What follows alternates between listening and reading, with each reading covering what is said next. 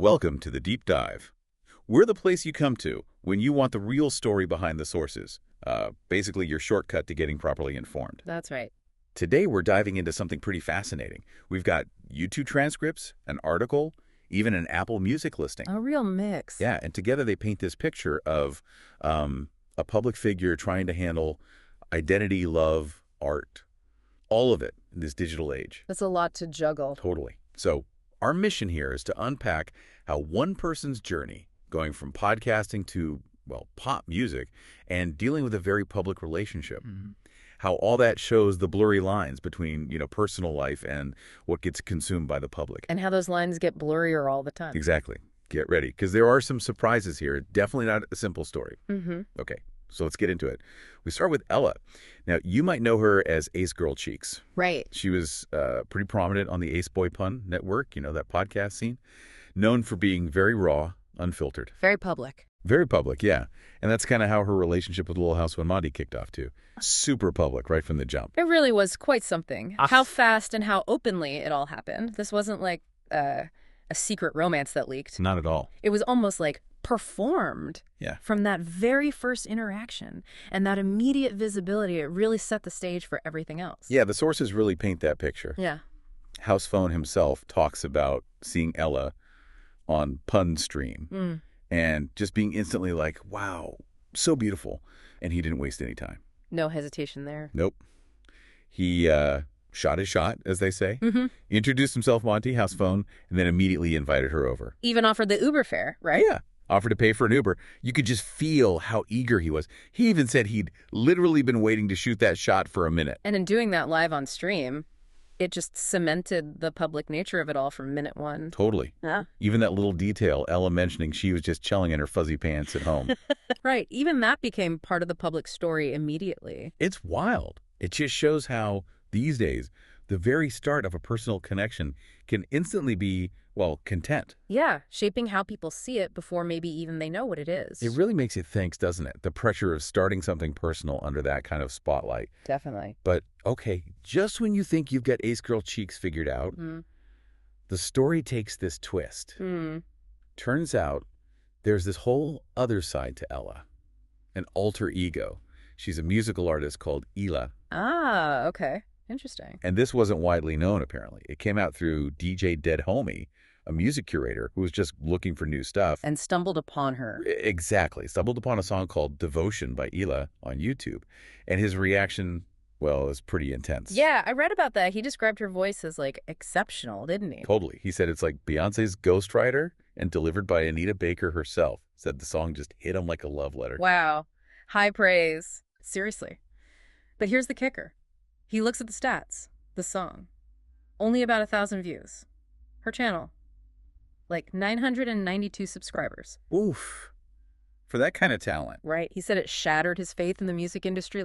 How could this be missed? Yeah, you can see why you'd feel that way. It's a familiar story, sadly. Incredible talent, just hidden. So naturally, he goes into detective mode.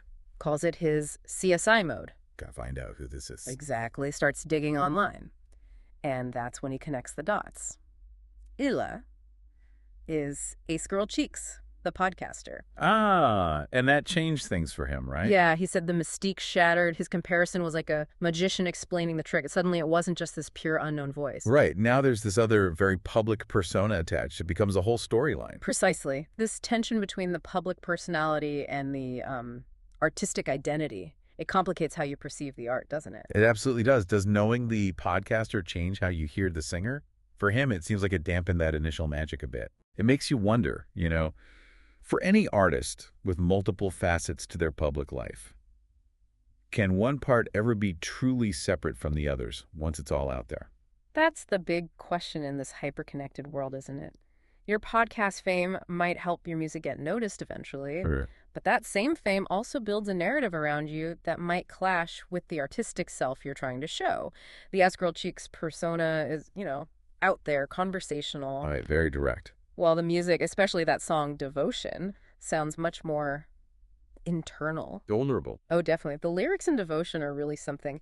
They give you this glimpse into a really raw emotional space. Yeah. She sings about wanting to be truly seen. I wish you could see me who I am. And wanting to be open. I don't want to hide no more.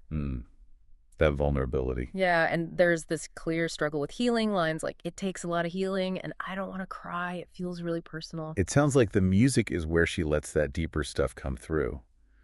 A stark contrast to the podcast persona, maybe. Oh. Seems like it. Like the art is the outlet for the things maybe not said elsewhere. It really shows how powerful music can be for expressing that, inner self. Absolutely. It's not just a hobby then. No way. And looking deeper, Devotion wasn't just a one-off experiment. It came out as part of a single devotional.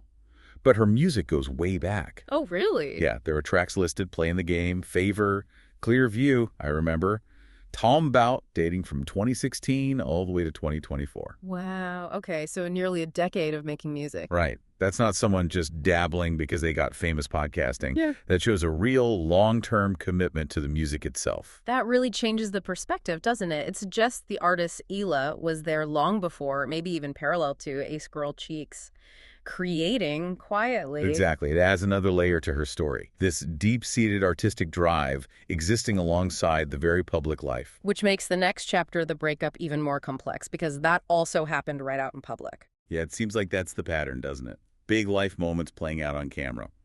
This time, the end of the relationship with House Phone. Where did this announcement happen? On another YouTube stream, actually. The ABP network. Described as pretty spicy. Ella just came out and confirmed it. Said, it's over with. And it's finito. Wow. Just like that on a stream, the pressure must have been immense. Oh, she said as much. Admitted she was totally overwhelmed, even had a panic attack because it was also fresh and happening so publicly. Well, I can only imagine. And she was honest about her feelings, too. Said she was sad, explicitly not happy about this and not celebrating this.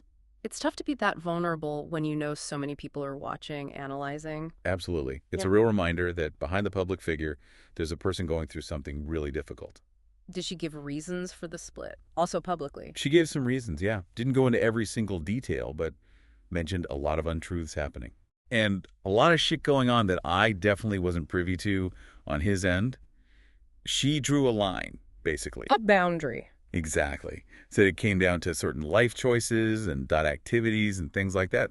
Stuff she's never done and wasn't gonna do. Okay. She couldn't deal with dishonesty or betrayal. That's a pretty clear statement of her values, standing up for what she wouldn't tolerate. For sure.